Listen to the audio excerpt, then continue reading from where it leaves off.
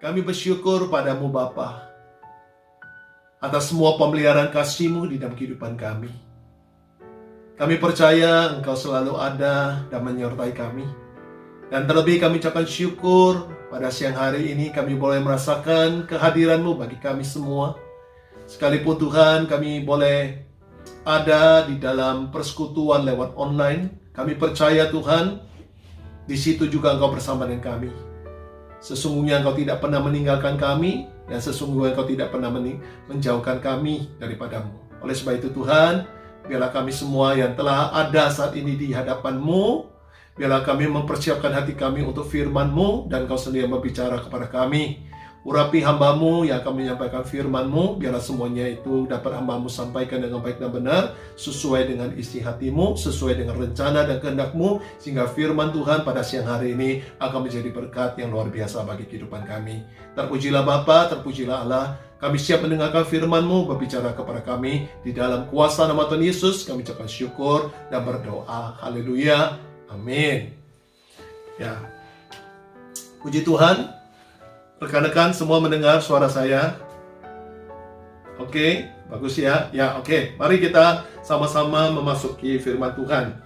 Hari ini ada satu pelajaran yang indah buat kita semua.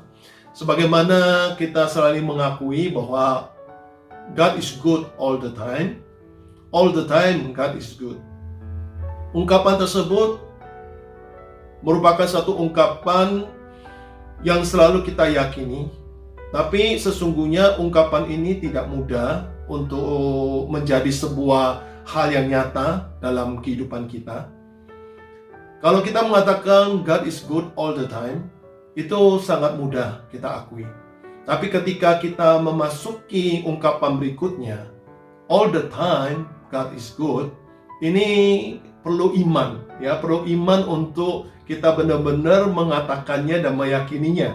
Karena seringkali kita ini ada dalam situasi yang tidak seperti yang kita harapkan. Kita seringkali tiba-tiba menghadapi sebuah masalah, persoalan yang tidak kita undang, ya. Nah, di situ ketika ada di tengah-tengah situasi yang demikian, apa yang bisa kita akui? Apakah kita masih tetap mengakui bahwa all the time God is good? Seringkali kita bisa mengakui God is good karena keadaan yang baik, karena keadaan kita menerima berkat, keadaan lagi lancar dan segalanya. Padahal kita tahu Allah itu baik, ya, bahwa kita pun tahu bahwa kasih setia Tuhan itu baru setiap hari. Tapi di tengah-tengah situasi yang demikian, di tengah-tengah masalah yang menghimpit, penderitaan yang begitu menekan, apakah kita masih bisa mengatakan all the time God is good? Nah, ini perlu kita pelajari hari ini supaya kita bisa menjadi orang-orang yang tidak saja mengikutinya, tapi kita punya hati yang selalu bersyukur dan membanggakan Dia sebagai Allah yang hidup bagi kehidupan kita. Nah, oleh sebab itu mari saya ajak kita buka firman Tuhan dalam 1 Korintus 1 ayat yang ke-26 sampai yang ke-29. Saya ulangi, 1 Korintus 1 ayat yang ke-26 sampai yang ke-29. Ya, bagi rekan-rekan yang pegang Alkitab, kita bisa buka bersama, lalu kita akan menyemaki firman Tuhan yang ada. Saya bacakan di sini 1 Korintus 1 ayat 26 sampai 29. Berfirmanlah demikian Allah kepada kita, dikatakan, ingat saja, saudara-saudara, bagaimana keadaan kamu ketika kamu dipanggil menurut ukuran manusia. Tidak banyak orang yang bijak, tidak banyak orang yang berpengaruh, tidak banyak orang yang terpandang. Tetapi apa yang bodoh bagi dunia, dipilih Allah untuk memalukan orang-orang yang berhikmat. Dan apa yang lemah bagi dunia, dipilih Allah untuk memalukan apa yang kuat. Dan apa yang tidak terpandang dan yang hina bagi dunia dipilih Allah, bahkan apa yang tidak berarti dipilih Allah untuk meniadakan apa yang berarti, supaya jangan ada seorang manusia pun yang memegahkan diri di hadapan Allah. Hari ini pelajarannya indah bagi kita untuk menikmatinya. Dikatakan kepada kita, ingat saja ketika waktu kita dipanggil. Sesungguhnya ketika kita merenungkan kembali kehidupan kita yang lama, ketika Tuhan memanggil kita, siapakah kita sesungguhnya? Kita sadar bahwa kita ini adalah orang yang penuh dosa. Kita banyak sekali hal-hal yang tidak berkenan kehidupan kita di hadapan Allah. Namun Allah memanggil kita dan memilih kita. Bahkan di satu sisi kita pun mengakui ada banyak hal yang menjadi kekurangan kita dan kelemahan kita. Tapi oleh karena panggilan dan pilihan Tuhanlah kita dijadikan seperti hari ini. Kita bisa dimampukan untuk menjadi orang yang bermanfaat bagi orang lain. Kita diubahkan menjadi pribadi-pribadi yang berdampak baik bagi orang lain. Itu semua karena perbuatan Tuhan dalam hidup kita. Nah, oleh sebab itu, ketika kita diajak untuk merenungkan siapa diri kita pada waktu lampau sebelum kita dipanggil, dan setelah kita dipanggil, bagaimana keadaan kita? Maka di sini Tuhan mengingatkan kepada kita bahwa kuasa yang sama itu menyertai kehidupan kita. Kuasa yang sama itu selalu menjaga dan melindungi kita. Artinya apa? Di dalam situasi kita yang sekarang yang kita lihat, mungkin kita seperti mengalami hal yang sama, ya, di dalam masalah, penderitaan, kesulitan, kesusahan, pergumulan seperti di masa yang lalu. Hari ini firman Tuhan mengingatkan kepada kita bahwa kuasa yang sama daripada Tuhan itu yang bekerja di dalam menolong kita. Bukan cuma itu, Tuhan mengingatkan kepada kita bahwa sesungguhnya kita sebagai manusia itu penuh banyak sekali kekurangan. Tapi kekurangan kita itu di-cover dan dilengkapi oleh Tuhan. Sehingga ketika kita pun diubahkan menjadi seseorang yang bermanfaat, seseorang yang berhasil, seseorang yang katakanlah dipulihkan, kita selalu mengingat akan jasa Tuhan. Artinya kita selalu mengingat kebaikan Tuhan yang kita megahkan, yang kita tinggikan, yang kita syukuri. Sehingga kehidupan kita dalam kehidupan kedepannya ataupun yang sekarang kita jalankan, kita tetap punya hati yang selalu memegahkan Dia dan bersyukur. Karena disitulah letak kekuatan iman kita. Karena dengan demikianlah kita baru bisa bersandarkan diri kepada kebaikan Tuhan itu. Sekali lagi, kita bisa mengakui bahwa Tuhan itu baik. Ya tentu, dan itu harus kita akui karena memang Tuhan itu baik. Ya, tidak pernah Tuhan itu tidak baik bagi hidup kita. Namun, satu hal yang paling sulit kita akui adalah kita percaya bahwa dalam segala keadaan apapun Tuhan itu baik. Artinya, kita pasti akan mengalami kebaikan Tuhan. Sekalipun engkau di dalam kelembah kekelaman, sekalipun engkau di dalam kepenuhan pergumulan, kebaikan Tuhan tidak pernah lepas daripada kehidupan kita. Kebaikan Tuhan selalu ada bagi kita semua. Sehingga Tuhan mengingatkan di sini, jangan sampai juga kita yang menjadi orang yang sudah diberkati, orang yang sudah dipulihkan, yang diperbarui, melupakan Dia. Ataupun kita memegahkan diri kita. Kita menganggap semua itu adalah keberhasilan kita, semua itu oleh karena perbuatan baik kita, semua itu karena jerih lelah kita. Tidak. Sekali lagi Tuhan mau ingatkan kepada kita untuk memiliki hati yang benar di hadapan Tuhan.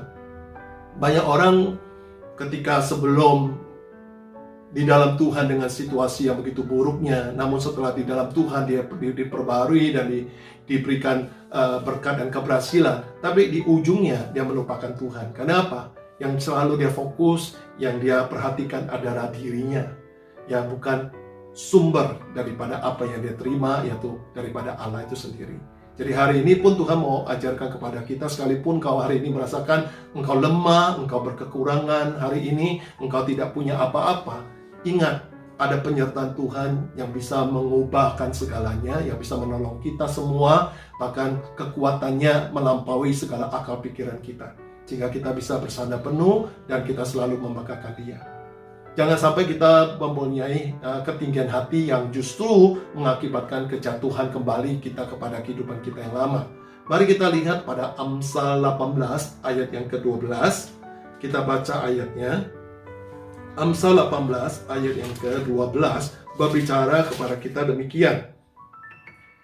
Tinggi hati mendahului kehancuran, tetapi kerendahan hati mendahului kehormatan. Ingat, ketinggian hati tidak pernah membuat kita menjadi lebih baik sesungguhnya.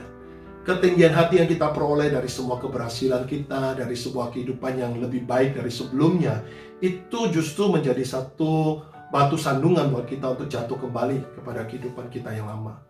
Tapi orang yang punya kerendahan hati, dia adalah orang yang selalu ditinggikan Tuhan. Ya, dia adalah orang yang selalu akan merasakan pemeliharaan Tuhan. Sekalipun hidupnya diperbaharui, hidupnya diberkati dengan luar biasa, tapi dia tidak pernah tinggi hati, dia tidak pernah menonjolkan sesuatu seperti dia peroleh karena kekuatannya, tapi dia selalu mengakui kebaikan Tuhan dalam hidupnya. Dia selalu bisa menjadi teladan bagi banyak orang, sehingga dia pun menjadi orang yang dikasihi Tuhan. Demikianlah kita sebagai orang-orang yang saat ini percaya kepada Tuhan. Kita harus selalu menjaga hati kita supaya kita tidak memegahkan diri kita dan kita memegahkan Tuhan.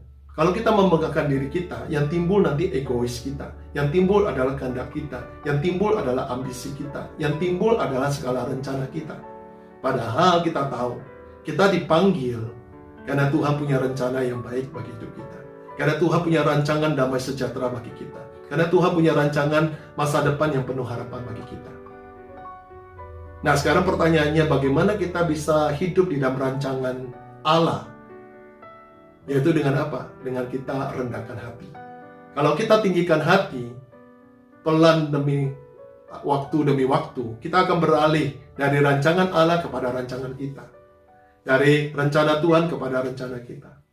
Maka kadang-kadang nggak heran kalau kita gampang terpancing emosi kita, atau gampang terpancing sebuah kekecewaan. Karena kita tidak lagi memandang rencana Tuhan lebih tinggi daripada rencana kita. Ya, sekali kita tidak bisa memenuhi kehendak kita atau tidak mencapai kehendak kita, kemauan kita, banyak orang akan mudah kecewa, marah, putus asa. Karena apa? Mereka punya hal yang memegahkan dirinya, artinya menganggap segala sesuatu yang mereka rencana itu hal yang lebih baik dari apa yang seharusnya mereka terima sekarang. Padahal kita tahu, kalau Tuhan berencana, Tuhan akan memberikan sesuatu yang jauh lebih baik dari apa yang kita bisa pahami. Karena kenapa? Memang sesungguhnya rencana Tuhan itu bukan jalan kita, jalan Tuhan bukan jalan kita. Seperti dikatakan pada Yesaya 55 ayat 8-9. Saya bacakan Yesaya 55 ayat 8 dan 9. Berbicara kepada kita demikian. Di sana dikatakan, sebab rancanganku bukanlah rancanganmu, dan jalanmu bukanlah jalanku, demikian firman Tuhan. Seperti tingginya langit dari bumi, demikianlah tingginya jalanku dari jalanmu, dan rancanganku dari rancanganmu. Jelas, ada sebuah hal yang sangat jauh antara rancangan kita dengan rancangan Allah. Bukan saja tidak sama, tapi beda sekali. Artinya apa? Kuantitas yang Tuhan sediakan dan kualitas yang Tuhan siapkan bagi kita itu jauh daripada sebuah kuantitas dan kualitas yang bisa kita usahakan di dalam rencana kita. Sekalipun kita pandai, sekalipun kita mempunyai kemampuan, tetap semua itu masih jauh dari sebuah hal yang Tuhan siapkan bagi kita, baik segi kualitas maupun kuantitas. Maka tadi saya mendengar kesaksian Ibu Toriana mengatakan, ketika dia punya hati untuk membagi, sekalipun dia membagi di dalam kekurangannya, kita lihat satu pekerjaan Tuhan yang luar biasa. Setelah dia melakukan, bahkan mungkin di saat bebarengan dia melakukan, sesungguhnya rancangan Tuhan sudah diberikan kepada dia. Berkat Tuhan sudah dicurahkan kembali kepada dia dengan cara yang tidak pernah diketahui, dengan cara yang tidak pernah diupayakan. Saya sama dengan saya waktu beberapa minggu yang lalu, saya rasa 3 minggu yang lalu kali, di awal April, ketika waktu kita juga setelah fellowship itu hari Kamis, tiba-tiba setelah selesai itu, saya tanpa sadar saya coba membuka rekening bank saya. Tiba-tiba saat itu juga ada berkat baru masuk, yaitu berupa ekonomi support dari Centerlink yang saya tidak pernah ajuin, tapi ternyata itu saya dapat on one off uang dukungan dari Centerlink itu, yang dimana saya ketahui bahwa itu diberikan karena saya masih punya anak yang paling kecil yang masih sekolah di year 10, sehingga itu diberikan government untuk mendukung para orang tua yang masih mempunyai anak di bawah usia 12 tahun, katakanlah itu. Itu sama seperti itu, saya sendiri mensyukuri dan mengakui bahwa Tuhan luar biasa. Sesuatu yang tidak pernah kita rencanakan saja Tuhan sudah merencanakan bagi kita. Oleh sebab itu, kita sekarang berjalan mengikuti rencana Tuhan yang sudah Dia sediakan semula sejak kita dipanggil keluar dari hidup kita yang lama. Tuhan sedang memanggil kita, memimpin kita kepada sebuah kehidupan masa depan yang penuh harapan. Oleh sebab itu, jangan pernah kecewa di dalam menghadapi keadaan apapun. Terlebih jangan kecil hati bahwa Tuhan selalu mampu menolong kita di dalam segala hal. Ya, di sini kita belajar satu hal yang perlu kita selalu pegang, prinsip menomorsatukan Tuhan dalam kehidupan kita, apapun itu. Ya, apapun itu. Dalam hal kita memegangkan Dia, dalam hal kita menomorsatukan kehendak-Nya, dalam hal kita mengikuti rencananya. Maka saya percaya kita akan menjadi orang-orang yang dipelihara Tuhan dengan dahsyat. Kita akan menjadi orang-orang yang mengalami kuasa Tuhan yang lebih luar biasa lagi, ya, yang Tuhan saksikannya bagi kehidupan kita. Dan saya ajak kita masuk pada Amsal 19 ayat yang ke-21. Kita lihat di sini. Amsal 19 ayat 21 mengatakan begini: "Banyaklah rancangan di hati manusia, tetapi keputusan Tuhanlah yang terlaksana." Kembali diingatkan kepada kita, manusia boleh merancangkan apapun, tapi kembali tanpa Tuhan turut campur tangan, artinya tanpa kita melibatkan Tuhan di dalamnya, seringkali hanya ada kesia-siaan saja. Ya, tapi sebaliknya, kalau kita berencana, namun perencanaan kita berikan, kita serahkan ke dalam tangan Tuhan untuk disamakan dengan rencana Allah, akan menjadi suatu hal yang luar biasa. Betul, saudara? Pernahkah saudara berpikir ketika saudara sedang berharap sesuatu, saudara sedang berupaya sesuatu, katakanlah mungkin saudara sedang membutuhkan sebuah pekerjaan, lalu saudara mulai mencoba melamar, dan saudara mungkin memilih tempat-tempat yang saudara anggap paling baik buat saudara. Tapi nyatanya ketika saudara justru ditolak dari tempat yang saudara tuju, dari tempat yang saudara pilih, tapi kemudian Tuhan membukakan saudara di tempat yang lain. Di situ saudara, seringkali kita akui dan kita shock, dalam arti kita surprise. Wow, ternyata apa yang Tuhan bukakan, Tuhan siapkan itu jauh lebih baik dari apa yang saya pernah pikirkan. Bahkan tidak pernah kita punya menjatuhkan pilihan ke sana. Bahkan kita tidak pernah melakukan hal yang menuju ke sana. Tapi Tuhanlah yang melakukan semua itu. Betul? Saya ucapkan syukur belakangan ini, terutama saya lihat kehidupan anak-anak saya dalam pemeliharaan Tuhan, ya. Anak saya yang paling kecil ini juga sama, dia sempat baru semenjak virus corona lockdown, dia sudah nggak bisa kerja di sebuah restoran yang dia diterima. Saat dia diterima pun dia sudah merasa syukur karena masih diberi kesempatan untuk bekerja di tempat itu. Setelahnya karena restoran tutup, nggak bisa buka, sehingga dia off, nggak bisa kerja apa-apa. Tapi puji Tuhan, minggu lalu dia coba dibawa sama kakaknya, Samantha, mengajak Janet untuk melamar ke T4. Dan puji Tuhan, dia di interview, dia bertemu dengan supervisor di situ. Puji Tuhan, akhirnya dia diterima. Bahkan dia diterima dengan suatu hal yang jauh lebih baik dari apa yang dia duga, sehingga dia penuh sukacita. Yaitu dia diberikan gaji yang lebih baik, dengan kondisi yang lebih baik, orang-orangnya juga lebih baik.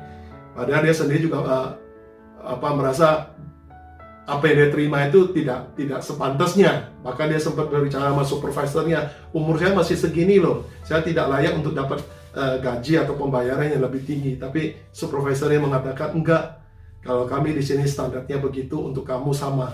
Wah, saya bilang itulah berkat Tuhan buat kamu. Ya, inilah saya sharing sedikit, bukan apa-apa, supaya kita bisa melihat bagaimana Tuhan turut bekerja dalam kehidupan kita. Bukankah seperti Roma 8 ayat 28 mengatakan bahwa kita tahu sekarang Tuhan itu turut bekerja dalam kehidupan kita untuk mendatangkan kebaikannya bagi setiap orang ya yang dipanggil dalam rencananya. Nah, kita semua adalah orang yang dipanggil dalam rencananya, dan terlebih kita adalah orang-orang yang sudah ada di dalam penyertaan dan pemeliharaan Tuhan yang luar biasa. Oleh sebab itu, saya mau tutup ayat persekutuan ini dengan ayat terakhir Mazmur 90 ayat yang ke-12. Kita lihat Mazmur 90 ayat yang ke-12 berbicara begini kepada kita. Mazmur 90 ayat yang ke-12.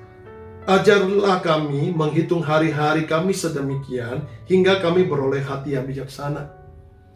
Hal yang penting bagi kita dalam kehidupan kita hari ke hari adalah kita membuka hati kita untuk belajar dari Tuhan, dari bimbingannya, tuntunannya, didikannya, lewat semua perjalanan kehidupan kita yang ada. Sehingga kita akan memperoleh hati yang bijaksana. Hati yang bijaksana adalah hati yang stabil, hati yang kuat, hati yang teguh, berjalan bersama dengan Tuhan, hati yang selalu penuh keyakinan untuk menghadapi setiap tantangan yang ada. Dan hati yang bijaksana adalah hati yang mampu merancangkan atau merencanakan sesuatu yang benar, sesuai dengan apa yang Tuhan sudah tunjukkan. Nah, di sini kita perlu belajar untuk memiliki hati yang bijaksana. Dengan cara apa? Kita selalu belajar dari kehidupan kita. Kita selalu merenungkan perjalanan kehidupan kita dari hari ke hari, apa yang sudah Tuhan kerjakan, apa yang sudah Tuhan tegurkan, apa yang sudah Tuhan jauhkan, dan apa yang Tuhan maukan dalam hidup kita. Dengan demikian, kalau setiap hari kita lakukan dengan belajar dan belajar, saya percaya kita akan bertumbuh secara rohani. Tidak saja bertumbuh secara rohani, tapi kita pun secara akal budi, pikiran kita pun bertumbuh menjadi dewasa. Sehingga kita menjadi orang-orang yang yang kuat, yang siap untuk menghadapi tantangan apapun, dan terlebih kita akan menjadi orang yang dimampukan untuk meraih kemenangan-kemenangan yang sudah Tuhan janjikan bagi kehidupan kita. Puji Tuhan, saya percaya firman Tuhan hari ini kembali memberikan kita pengertian di dalam setiap kehendaknya untuk membawa kita, orang-orang yang sudah dipilih, orang-orang yang sudah dipanggil, dengan memiliki hati yang bijaksana dan segala kehambelan kita, kerendahan hati kita untuk mengikuti perjalanan yang Tuhan siapkan bagi kita. Karena Dia adalah gembala yang baik. Dia selalu menuntun kita kepada padang rumput yang hijau dan air yang tenang. Bahkan lewat segala lembah kekelaman sekalipun, seperti Mazmur 23 katakan, kita tetap ada tongkat dan gada Allah yang menghibur kita. Bahkan piala kehidupan kita pun selalu berlimpah di dalam kebajikan dan kemurahannya, karena itu selalu mengikuti kita semua. Maka hidup kita adalah hidup yang sangat diberkati Tuhan, yang sangat bersyukur karena ada pemeliharaan Tuhan yang dahsyat bagi kita semua. Haleluya, amin saudara-saudari. Puji Tuhan, kasih setia Tuhan yang luar biasa bagi kehidupan kita. Ya, mari saya ajak kita masuk dalam doa. Kita naikkan puji syukur kita kepada Tuhan yang sudah menaruh kasih-Nya dalam kehidupan kita masing-masing, di dalam penyertaan-Nya yang ajaib. Kami bersyukur kepadamu Tuhan, Engkaulah Allah yang baik dalam kehidupan kami. Kami percaya Tuhan, dalam segala hal apapun dalam kehidupan kami, sekalipun kami di dalam keadaan yang bermasalah, di situ pun kami percaya ada kebaikan Tuhan, ada pemeliharaan Tuhan yang tetap Tuhan sediakan dan Tuhan nyatakan bagi kami semua. Sehingga tidak ada lagi hati yang meragukan, hati yang takut dan kecewa di dalam penyertaan-Mu. Dan biarlah kami boleh belajar untuk menghitung hari-hari kehidupan kami, sehingga kami boleh memperoleh hati yang bijaksana, hati yang teguh, hati yang selalu kuat di dalam Engkau, bahkan hati yang selalu dapat merancangkan dan merencanakan seluruh kehidupan yang sesuai dengan kehendak-Mu saja Tuhan. Terima kasih Bapa, Engkau yang sudah memberkati kami lewat firman-Mu pada siang hari ini. Kami diperkuatkan, kami dihiburkan, kami bahkan diberikan hikmat untuk mengerti setiap kehendak Tuhan dalam kehidupan kami. Dengan satu hal, bahwa selalu ada kebaikan Tuhan yang Tuhan nyatakan di balik semua situasi yang kami alami. Terima kasih Bapa, kami pun saat ini bersatu hati, kami berdoa buat rekan-rekan kami yang tidak sempat ikut acara persekutuan lewat Zoom ini. Mungkin mereka ada dalam kesibukan, Tuhan tetap sertai kehidupan mereka di dalam pekerjaan, di dalam usaha mereka, sehingga semuanya berjalan dengan baik dan diberkati oleh-Mu. Bagi mereka yang sedang sakit, kami percaya ada kuasa kesembuhan yang datang daripada-Mu, sehingga Tuhan kami berharap dan memohon kepada-Mu, biarlah kehendak-Mu di dalam menyembuhkan mereka. Itulah yang terjadi dalam kehidupan mereka, dan kami percaya, dan biarlah mereka boleh menjadi saksi-Mu untuk kemuliaan-Mu. Bagi teman-teman yang saat ini punya pergumulan, kami pun berdoa untuk mereka, biarlah mereka pun boleh diberikan kekuatan daripada-Mu. Engkau menopang mereka dan membukakan pintu bagi setiap persoalan yang ada, sehingga mereka boleh menemukan jawaban bagi masalah yang ada, dan mereka boleh keluar menjadi seorang pemenang. Kami ucapkan syukur, dan kami percaya dan kami yakin semuanya yang terbaik sudah Tuhan berikan bagi setiap kehidupan kami masing-masing. Dan oleh sebab itu, saudara-saudari yang dikasihi Tuhan, saat ini mari kita buka hati kita angkat kedua tangan kita kembali menerima tumpangan kasih Tuhan bagi kehidupan kita. Tangan kuasa Tuhan ditumpangkan untuk kita, dan Dia curahkan kelimpahan kasih, kuasa, dan berkat-Nya bagi kehidupan kita semua. Dicurahkan berkat yang datangnya dari Allah Bapa, di dalam kasih dan kemurahan Yesus Kristus, dan di dalam penyertaan Allah Roh Kudus, setia untuk menyertai kita mulai dari saat ini sampai kedatangan Kristus kali kedua, untuk membawa kita semua bersama dengan keluarga kita kembali ke dalam kerajaan surga yang kekal, untuk berjumpa dengan Bapa yang mulia. Di dalam kuasa nama Tuhan Yesus Kristus, kami telah berdoa dan mengucapkan syukur. Haleluya. Yang percaya katakan amin. Yesus